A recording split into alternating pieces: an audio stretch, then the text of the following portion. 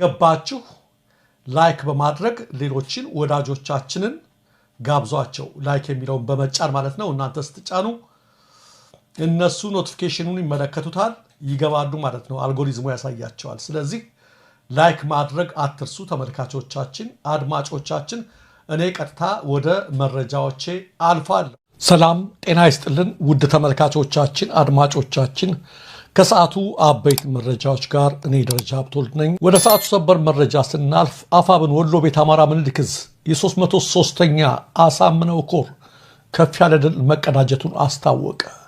በዛሬው ዕለት በላሊበላ አቅራቢያ በተካሄደ ከባድ አውደ ውጊያ ከ55 በላይ ወታደሮች ሕይወታቸውን ማጣታቸውና ከ40 በላይ ጥቁር ክላሽን በመማረክ ታላቅ ድል መጎናጸፉን ነው እዙ በምስል አያይዞ በላከው መረጃ ያስታወቀው።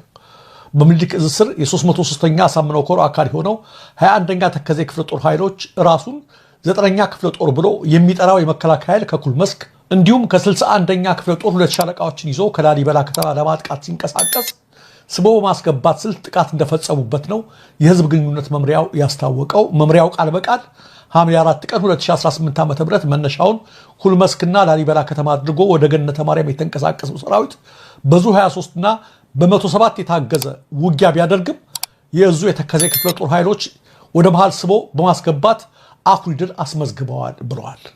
በዚያ ወደ ውጊያ ከ55 በላይ ወታደሮች ሕይወታቸውን ማጣታቸው፣ ከ30 በላይ ቁስለኞች መመዝገባቸው እንዲሁም 42 ጥቁር ክላሽ፣ አንድ ሬዲዮ መማረኩን የእዙ ህዝብ ግንኙነት መምሪያ አስታውቋል። ተመልካቾቻችን፣ አድማጮቻችን እንግዲህ እነዚህ ጥቁር ክላሾች ሁላችሁም እንደምታውቁት በአንድ ወቅት ጠቅላይ ሚኒስትሩ ከዓመት በፊት በፓርላማ ሲናገሩ ፋኖቹ እጃን 2 ጥቁር ክላሽ አየሁ ብለው በጣም ሲበሳጩ ነበር። በከፍተኛ ውጭ ምንዛሬ የምንገዛው ነው የጥቁር ክላሽ አይገኝም በማለት 1 እና 2 ታየው ብለው ነበር እሳቸው የተበሳጩት። እንደምትመለከቱት በገፍ ነው እየገባ ያለው። በቅድሙ የኤምኤስ ውይይታችን ላይ በሸዋ የሆነውን ነገር ሰምታችኋል። በጎንደር በትናንትናው ዕለት የተዘገበውን ሰምታችኋል።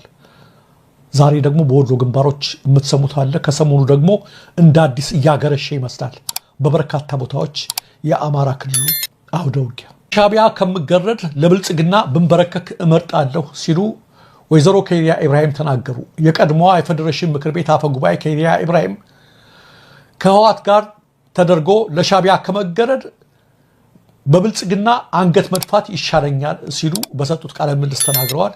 ከይሪያን ያሉት ከፋና ቲቪ ጋር ባደረጉት ቃለ ምልልስ ነው። ትግራይን በበላይነት የተቆጣጠሩትን እነ ደብረጽዮን ገብረ ሚካኤልን የትግራይን ህዝብ ለሻዕቢያ አሳልፈው እየሸጡት ነው በማለትም ወንጅለዋል። ከይሪያ የቀድሞ ድርጅታቸው ህወሓት ትግራይን ለማጥፋት ይመኛል ላሉት ሻዕቢያ ተላላኪ ሆኖ እየተገረደ ነው ብለዋል። በአሁኑ ሰዓት ህወሓት የብልጽግና ተንበርካኪ መሆን የለብንም ነው የሚለን ያሉት ከይሪያ ለሻዕቢያ ከምገረድ እዚሁ ለብልጽግና መንበረከክ ነው የምመርጠው ብለዋል። መገረድ መገረድ ነው፣ መንበርከክ መንበርከክ ነው። አልንበረከክም ነው የሚባለው ከሆነ እንጂ ያኛው አንበረከከ ይሄኛው አንበረከከ፣ ለዛኛው መገረድ ለዚህኛው መገረድ ያው መገረድ ነው። ስለዚህ እነሱ ተሽጠናል ሲሉ አላየናቸውም፣ ወይም ተንበርክከናል ሲሉ አላየናቸውም። ሁለቱንም ያሉት ወይዘሮ ከይሪያ ናቸው። እነሱ ለሻዕቢያ ተንበርክከዋል። እኔ ደግሞ ለሻዕቢያ ከመንበረከክ ለብልጽግና መገረድን እመርጣለሁ ነው ያሉት። ይሄ የወይዘሮ ከይሪያ ሐሳባቸውን ነው፣ አቋማቸውን እናከብራለን። መንበርከክና መገረድ የለመደ ሰው ሁሌም ይሄን ቢያደርገው ምንም ላይመስለው ይችላል። እኔ ግን የጌታ ምርጫ ለምን አደረጉ ነው የምላቸው። ለመንበርከክ ለመንበርከክ፣ ለመገረድ ለመገረድ፣ እዛም እዚህ ቢሆን ያው ነው ለማለት ያህል ነው። ተመልካቾቻችን፣ አድማጮቻችን ወይዘሮ ከይሪያ ብቻ አይደሉም።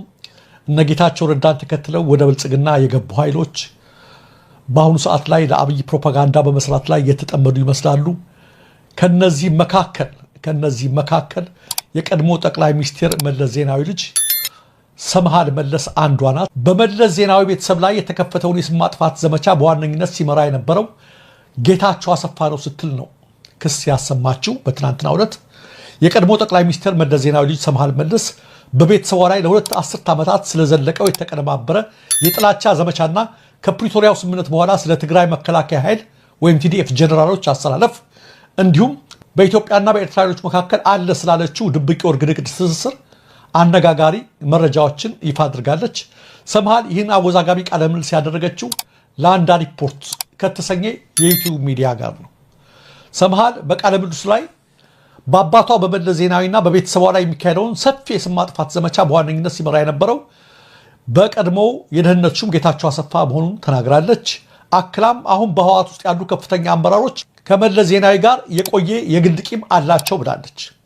ለዚህም ማሳያ ስታቀርብ ሊቀመንበሩ ደብረጽዮን ገብረ ሚካኤል መለስ ዜናዊ በወቅቱ ወደ ደቡብ ትግራይ ማይጨው እንዲቀየር በማድረጉ ምክንያት ቂም እንደያዘ፣ እንዲሁም ፈትለወርቅ ገብረ እግዚአብሔር ወይም ሞንጀሪኖ ደግሞ መለስ ዜናዊ በ1979 ዓ.ም በድርጅታዊ ግምገማ ወቅት በሰነዘረባት ጠንካራ ትችት ምክንያት እስካሁን ድረስ ከፍተኛ ቂም አርግዛ እንደምትገኝ ገልጻለች። ይህ በቤተሰባቸው ላይ የተከፈተው የጥላቻ ዘመቻ ከ20 ዓመታት በላይ ያለማቋረጥ መቀጠሉን የጠቆመችው ሰምሃል ዓላማቸው መለስን ማጥቃት ቢሆንም እሱም በቀጥታ ማግኘት ስላልቻሉ የቤተሰቡን ደካማ ጎን መርጠዋል ብላለች። በዚህ ምክንያት እሷንና እናቷን ማጥቃት ላይ ማተኮራቸውን በምሬት ገልጻለች። በሌላ በኩል ሰምሃል በትግራይ የወርቅ ማዕድን ዘረፋ ዙሪያ አለኝ ያለችውን መረጃ ይፋ አድርጋለች።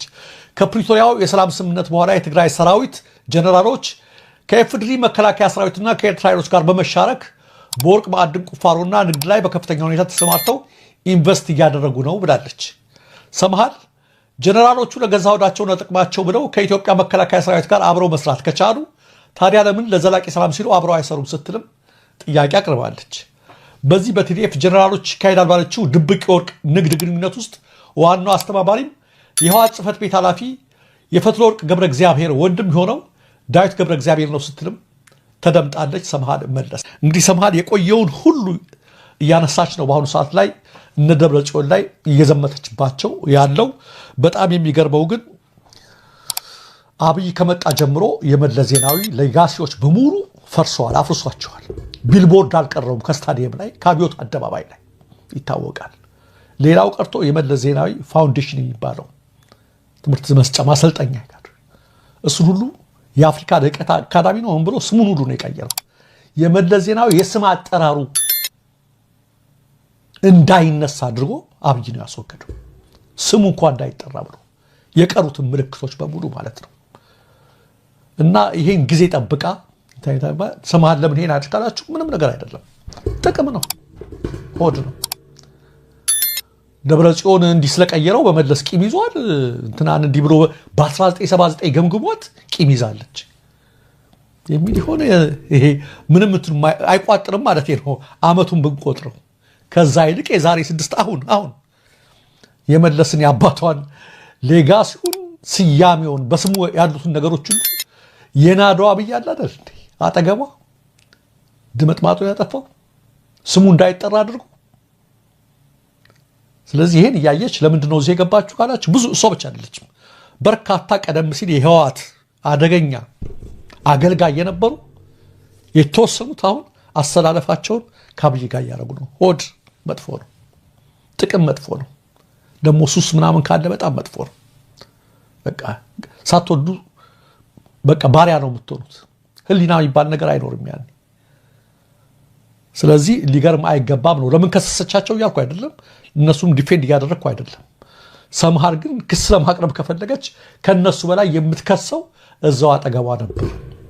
የአባቷን ስም አጠራር ሁሉ ከምድረ ገጽ ያጠፋው አብይ ነበረላት ወደ 1979 ዓ.ም ከምትሄድ ለማለት ነው። ተመልካቾቻችን፣ አድማጮቻችን